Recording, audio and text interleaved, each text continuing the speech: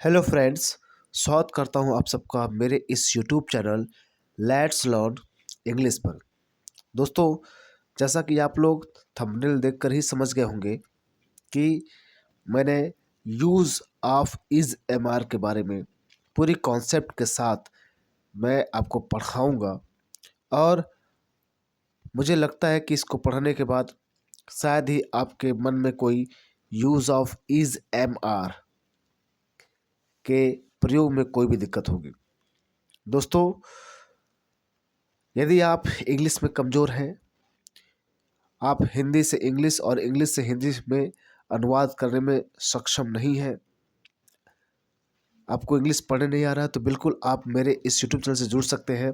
आप मेरे प्लेलिस्ट को देख सकते हैं। जैसे मैंने हिंदी पैसेज को डेली, किताब को कैसे पढ़ें, उसमें डेली मैं प्रत्येक दिन एक एक हिंदी से इंग्लिश, इंग्लिश से हिंदी में ट्रांसलेट करना बताया हूँ। उसमें सिखा रहा हूँ कैसे टेंस का यूज हुआ है। ठीक उसी तरह अब मैं टेंस भी शुरू कर दिया है, जिसमें आप इंग्लिश के बेसिक फार्मूले को भी आप लोग समझेंगे कि क्या रूल कहाँ लगती हैं। तो चलिए हम लोग स्टार्ट करते हैं। हमने कहा था कि use of is am are का यूज पढ़ेंगे, कहाँ होता है। देखिए दोस्तों, use of is am are, पहली बात तो use of is am are का प्रयोग जो होता है वो प्रेजेंट टेंस में होता है। कहाँ होता है? प्रेजेंट टेंस में। तो प्रेजेंट टेंस में अगर हम केवल use of is am are पढ़ेंगे तो याद रखिएगा, तो हम सिंपल प्रेजेंट के अकॉर्डिंग यूज करेंगे। देखिए, आप कहेंगे सर सिंपल प्रेजेंट टेंस को तो प्रेजेंट इंडेफिनिट कहते हैं। भाई, कई लोग ऐसा पढ़ाते भी हैं, लेकिन आपको बता दूं, आपको समझना जरूरी है कि सिंपल प्रेजेंट टेंस का मतलब जिसमें क्रियाएं ना हो, जिसमें कोई वर्ब ना हो, उसे सिंपल प्रेजेंट कहते हैं। ठीक है? आपको लगता है तो ऐसा कि नहीं, सिंपल प्रेजेंट मतलब प्रेजेंट इंडेफिनिट है। भाई, ऐसा क्यों होगा? जब प्रेजेंट इंडेफिनिट का नाम रखा गया है तो उसे सिंपल प्रेजेंट टेंस क्यों कहेंगे? आपको विश्वास नहीं होता है तो आप जो एसएससी के टीचर हैं, इंग्लिश की बहुत अच्छी नीतू मैम का बुक देख सकते हैं। वहाँ सिंपल प्रेजेंट टेंस को use of is am are के तौर पर पढ़ाया गया है।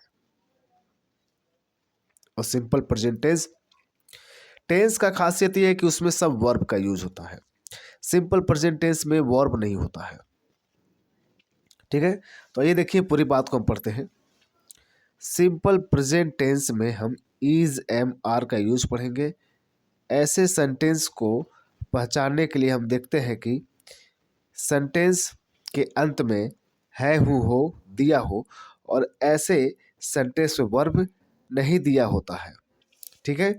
यानी हम इज एम आर का यूज पढ़ेंगे। इसमें इसका पहचानने का तरीका है कि अंत में है, हूँ, हो दिया होता है। ठीक है?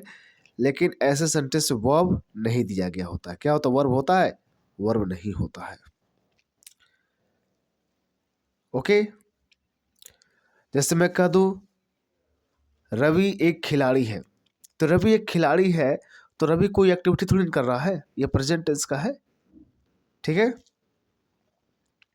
और आपसे कह दिया जाए रवि क्रिकेट खेलता है, तो खेलना एक क्रिया है, एक वर्ब है। ओके? इसलिए वो टेंस के प्रेजेंट इंडेफिनिट के नियम से बनेगा। ओके? तो केवल use of is am are का प्रयोग से नहीं बनेगा। तो अब हम लोग सिर्फ सिंपल प्रेजेंट टेंस में use of is am are पढ़ेंगे, जिसमें वर्ब नहीं होता है।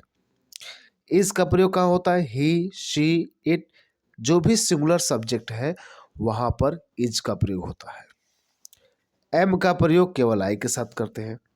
I am a doctor. ठीक है? I am officer, I am an officer, ये सब एक साथ एम लगता है। आर का प्रयोग कहाँ होता है? यू, वी, दे, हो गया प्लूरल सब्जेक्ट के साथ आर का यूज होता है। ठीक? तो ये रहा। आगे बढ़ते हम लोग। देखिए, ये अफर्मेटिव सेंटेंस है। ये है अफर्मेटिव। इसका स्ट्रक्चर क्या होता है? सब्जेक्ट के साथ सब स्ट्रक्चर क्या होता है, पहले हम सब्जेक्ट लिखते हैं, उसके बाद हम इज एम आर लिखते हैं, ऑब्जेक्ट लिखेंगे, उसके बाद हम अदर वर्ड लिखेंगे। ठीक है। अफर्मेटिव मतलब सिंपल वाक्य, साधारण वाक्य जिसे बोलते हैं, इसमें पॉजिटिव अर्थ की बात की गई है। क्या कर रहा है, वह एक अध्यापक है। कौन, वह। तो पहले हम सब्जेक्ट लिखेंगे, क्या है हमारा सब्जेक्ट, सब्जेक्ट क्या है, ही। ही सब्जेक्ट मतलब ही मतलब वह। अब एक ही है तो इज लगाएंगे, सब्जेक्ट हो गया ही। उसको इज एम आर में क्या लगाएंगे, इज, क्योंकि वह क्या है, इज ही क्या है, सिंगुलर है तो उसके साथ इज लगता है।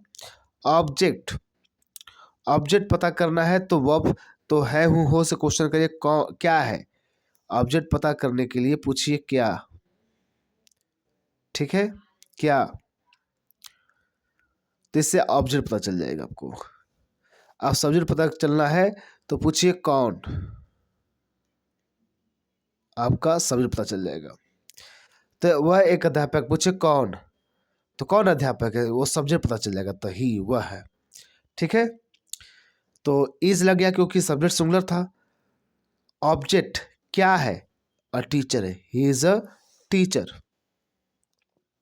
ओके, नेक्स्ट देखिए, तुम ईमानदार हो। कौन है, तुम, तो तुम के लिए यू हो गया। इज एम आर में क्या लगेगा, यू को हम प्लूरल मानते हैं तो क्या लगता है, आर लगता है, यू आर।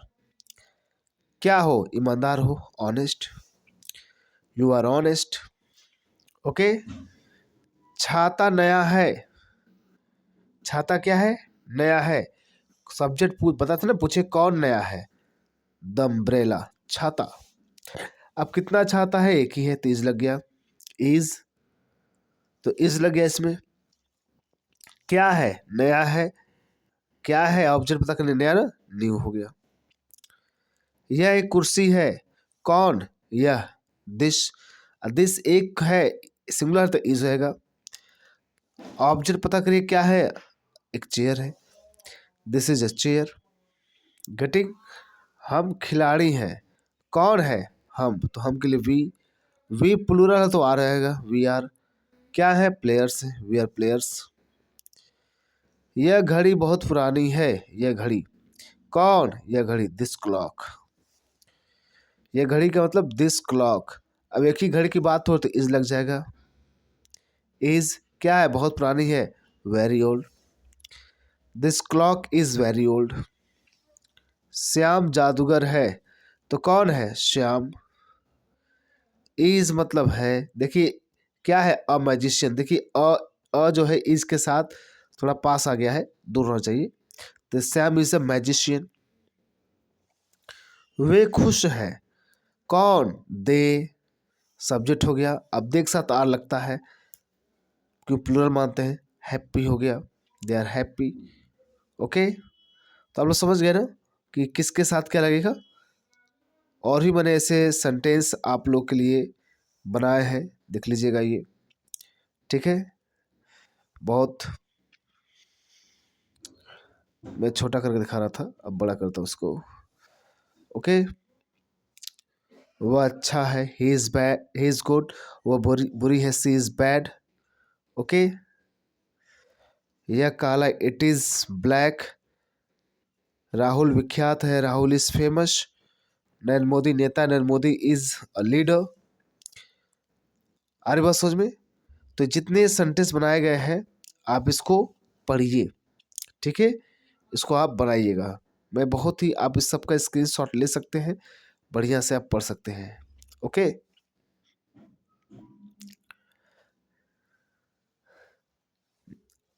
आगे बढ़ते हैं हम लोग। तो ये सब अफर्मेटिव थे, कैसे सेंटेंस थे, अफर्मेटिव थे। अब आते हैं हम लोग नेगेटिव वाक्य पर। किस पर, नेगेटिव पर। नेगेटिव में क्या है, देखो भाई, नेगेटिव में हम लोग सब्जेक्ट के बाद इज एम आर लिखते हैं, उसके बाद नॉट लिखेंगे, क्या लिखेंगे, नॉट। उसके बाद हम ऑब्जेक्ट लगाएंगे, फिर अदर वर्ड लिखेंगे, यानी इज एम आर के बाद ही नॉट लगा। नॉट मतलब निगेटिव, जिसका निगेटिव में अर्थ जाए। वह छात्र नहीं है, तो सब्जेक्ट है, कौन नहीं है, ही।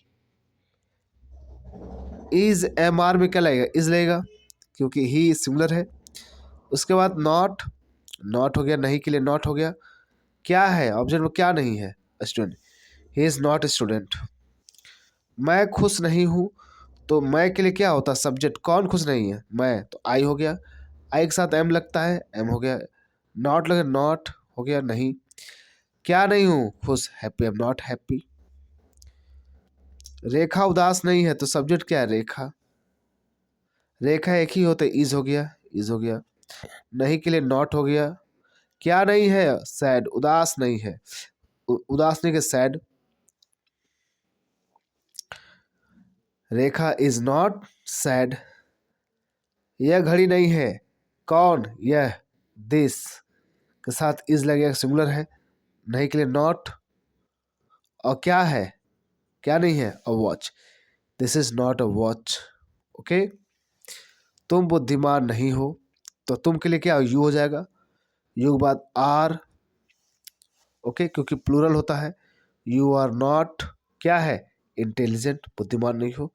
श्याम प्लम्बर नहीं है, तो श्याम नहीं है, श्याम सिंगुलर इज जाएगा। उसका नॉट, क्योंकि इज एम आर के बाद ही नॉट लगाना है। क्या नहीं है, अ प्लम्बर। रेखा तुम्हारी सही नहीं है, तो इसको आप सब कर सकते हैं। ओके, कहाँ नॉट लगा था आपको मैंने बता दिया। तो ये निगेटिव सेंटेंस है, आप इसे देख लीजिएगा, ठीक है। मैं डरपोक नहीं हूं, आई एम नॉट टिमिड। ओके। तुम भूखे नहीं हो, यू आर नॉट हंग्री। आप चाहे तो इसको पूरा लिख करके आप लोग क्या कर सकते हैं भाई, स्पीकिंग तो बोलने के लिए आप लोग कर सकते हैं इसका यूज, ठीक है। अब आते हैं हम लोग इंट्रोगेटिव सेंटेंस में। इंट्रोगेटिव सेंटेंस दो टाइप के हैं,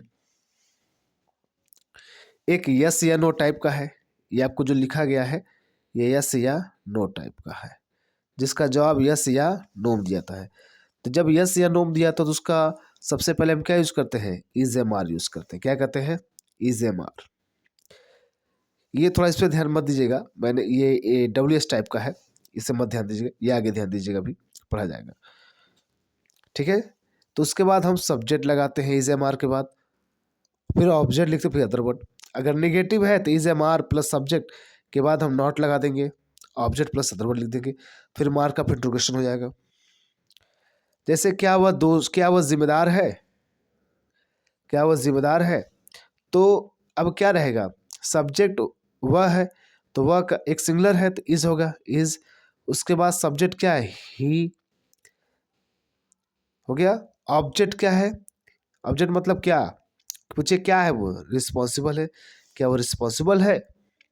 अगर इसे निगेटिव बना तो क्या बना, तो कैसे बनाते हैं, क्या वो जिम्मेदार नहीं है, तो क्या कहते हैं, इज। उसके बाद क्या करते हैं, सब्जेक्ट क्या है, ही, और नहीं के बाद सब्जेक्ट के बाद ही क्या लगता है, नहीं, not. Is he not responsible, is he not responsible. क्या तुम दोषी हो, क्या तुम दोषी हो, तो सब्जेक्ट है तुम के लिए क्या लगेगा, आर। तुम के लिए क्या लगेगा, आर। सब्जेक्ट के क्या, you, are you, are you. Okay. उसके बाद क्या है, आर यू। उसके बाद हम ऑब्जेक्ट क्या हो, दोषी, guilty, are you guilty, are you guilty. Okay. तो आर यू गिल्टी, अगर तुम दोषी नहीं हो तो क्या बोलते हैं, are you not guilty, are you not guilty. Getting. क्या मैं तुम्हारा साथी हूं, तो क्या मैं सब्जेक्ट है तो एम लगेगा। उसके बाद सब्जेक्ट क्या है, आई, क्या हूं तुम्हारे साथी, योर कंपेनियन या योर फ्रेंड कह सकते हैं, कंपेनियन या फिर एम या फ्रेंड कह दीजिए। हर कहता क्या मैं तुम्हारा साथी नहीं हूं, तो एम आई के बाद ही, आई के बाद सब्जेक्ट बाद ही नॉट लगता है, am I not your companion हो जाता। कि भाई आगे बढ़ते हैं। क्या रमेश तुम्हारा भाई नहीं है, तो रमेश एक ही है तो इज लेगा, इज रमेश योर ब्रदर। क्या रमेश तुम्हारा भाई, Ramesh, is Ramesh your brother. Okay. अगर कहता क्या रमेश तुम्हारा भाई नहीं, इज रमेश सब्जेक्ट के बाद ही नॉट लगता है, रमेश के बाद ही लगता है not, not your brother. Okay, तो दोस्तों ये रहा यस नो टाइप। ठीक है, अब हम लोग आते हैं WS टाइप वाला सेंटेंस क्या है, ध्यान दीजिएगा। WS टाइप वाला मैंने यहाँ पे लिखा है। पहले हम क्या करेंगे, पहले हम क्वेश्चन वर्ड लिख देंगे। क्या लिख देंगे, पहले क्वेश्चन वर्ड, सब कुछ वही रहेगा, इज एम आर, बाद में सब्जेक्ट रहेगा, ऑब्जेक्ट रहेगा, फिर अदर वर्ड। सबसे पहले क्वेश्चन वर्ड लिख देंगे। Question word is am are हो गया, subject plus not plus object plus other word. ठीक है, बस क्वेश्चन वर्ड को पहले लिख दीजिएगा। जैसे मान ली तुम्हारे पिताजी कहाँ हैं, तो कहाँ है, क्वेश्चन वर्ड बीच में आया ना। जब बीच में आता है तो हम क्वेश्चन वर्ड को पहले लिखते हैं। तो इसका क्या है, कहाँ को इंग्लिश में, तो वेयर। वेयर मतलब कहाँ, इज मत, अब उसके बाद हम क्या है, इज के बाद इज एम आर लगाएंगे। लेकिन सब्जेक्ट क्या है, तुम्हारे पिताजी, पिताजी एक ही है ना, पिताजी एक ही है तो इज लगेगा। वेयर इज हो गया, वेयर इज हो गया, क्वेश्चन हो गया, उसका इज हो गया। और सब्जेक्ट क्या है, वेयर इज हो गया ना, क्या कहाँ है, your father, where is your father. Okay, Raja खुश क्यों नहीं है, राजा, तो वह राजा के लिए खुश नहीं, क्यों, क्यों के लिए क्या कहेंगे, वाई, क्यों के लिए क्या कहेंगे, वाई। ओके, सब्जेक्ट क्या है, राजा, तो इसके लिए क्या होगा, इज होगा ना, इज, क्योंकि राजा की, वाई इज, सब्जेक्ट क्या है, कौन खुश नहीं, द किंग। नहीं आया तो नॉट लगा दीजिए, नॉट हो गया। ऑब्जेक्ट क्या नहीं है, खुश नहीं, happy. Why is the king not happy, why is the king not happy. Okay, next देखिए क्या कहा जा रहा है, यह लड़के दुखी क्यों हैं, यह लड़के दुखी क्यों हैं। तो यह लड़के हो गया, तो दुखी क्यों, वाई के लिए, क्यों मतलब वाई। ये लड़के, कई लड़के हैं तो दीज बॉयज होता ना, तो उनके साथ प्लूरल है तो आर लगेगा, why are these boys, why are these boys हो गया, क्या है, अनहैप्पी है, why are these boy unhappy. तुम्हारी बहन कितने वर्ष की है, तो कितना वर्ष क्या है, क्वेश्चन वर्ड है तो हाउ ओल्ड बोलते हैं नहीं, हाउ ओल्ड। अब एक ही बहन है तो इज लगेगा, कौन, your sister, how old your is your sister, how old is your sister, तुम्हारी बहन कितने वर्ष की है। ठीक है, राष्ट्रपति भवन कहाँ है, तो वेयर हो गया, वेयर इज, वेयर इज, क्योंकि एक ही राष्ट्रपति भवन, इज होगा, राष्ट्रपति भवन, वेयर इज राष्ट्रपति भवन। ठीक है, तो दोस्तों हमने देखे इज का प्रयोग, इज एम आर का प्रयोग कहाँ हुआ, आइडेंटिटी बताने के लिए। क्या होता है, इसका प्रयोग कहाँ हमने देखा, आइडेंटिटी बताने के लिए, पहचान बताने के लिए। ओके, यानी इसका प्रयोग आइडेंटिटी के लिए होता है। इसका प्रयोग आप व्यवसाय, ऑक्यूपेशन के लिए कर सकते हैं, ऑक्यूपेशन, ठीक है, उसके लिए हम कर सकते हैं। व्यवसाय क्या है आपका, क्या आप करते हैं। ओके, तो ये सब चीज़ों के लिए आपने देखा कि ऐसे आइडेंटिटी वाले, पेशा वाले काम के लिए आप इसका प्रयोग किए। ठीक है, तो दोस्तों मैंने आप लोगों को पूरा ये दिखा दिया कि कौन क्या है। आप इसे देख लीजिएगा, इसका फोटो खींच लीजिएगा और लिख लीजिएगा। ठीक है, तो दोस्तों आशा करता हूँ आप लोग को वीडियो समझ में आया होगा। जो भी आपको बताया गया है इज एम आर के यूज से संबंधित सब कुछ बातें आपको क्लियर हुई होगी। अब हम मिलते हैं नेक्स्ट वीडियो में नए टॉपिक के साथ, जिसमें हम पूरी बात करेंगे। ओके, और काफ़ी डीपी लेवल पर। तो दोस्तों अगर आपको इंग्लिश पढ़ने में दिक्कत है, समझने में दिक्कत है, ग्रामर कमज़ोर है, तो बिल्कुल आप इस चैनल जुड़िए और अपनी हर चीज़ को दूर करने की कोशिश करिए। ठीक है, तो मिलते हैं हम नेक्स्ट वीडियो में। Thank you very much.